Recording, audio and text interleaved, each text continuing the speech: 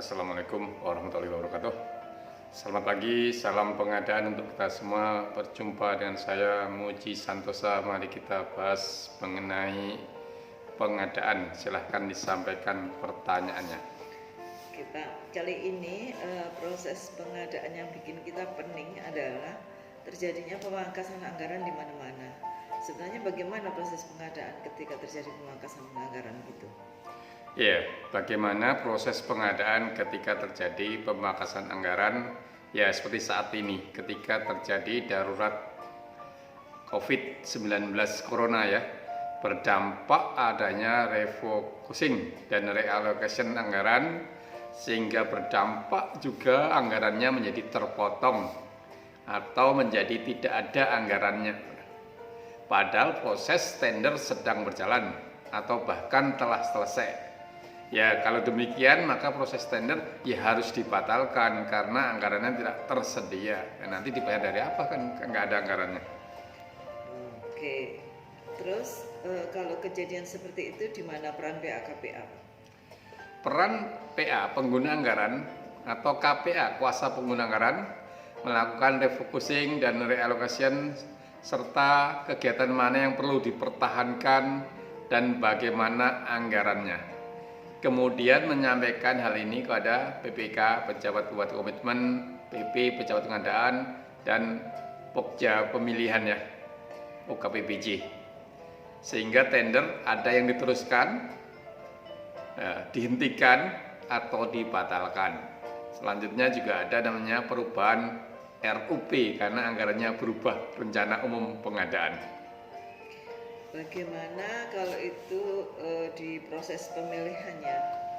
Ketika hal demikian terjadi dalam proses pemilihan, adanya pemangkasan anggaran atau anggaran tidak ada, pejabat pengadaan atau pokja pemilihan menghentikan proses pengadaan untuk paket yang terpotong anggarannya atau yang tidak tersedia lagi anggarannya. Di aplikasinya agar dinyatakan ini sebagai batal ya, batal. Kemudian dibuat berita acara dan melaporkan ya Pokja tadi, kalau Pokja pemilihan kepada Kepala UKPBJ.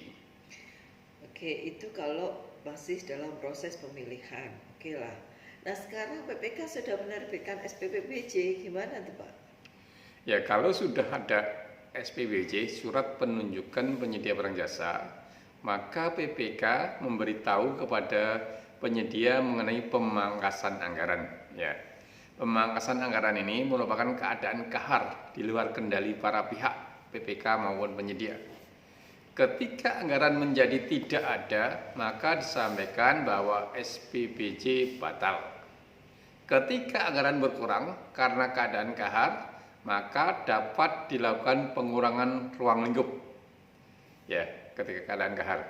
Dalam hal akan dibebankan ke suatu anggaran yang lain, maka tanda tangan kontrak menunggu adanya anggaran ini.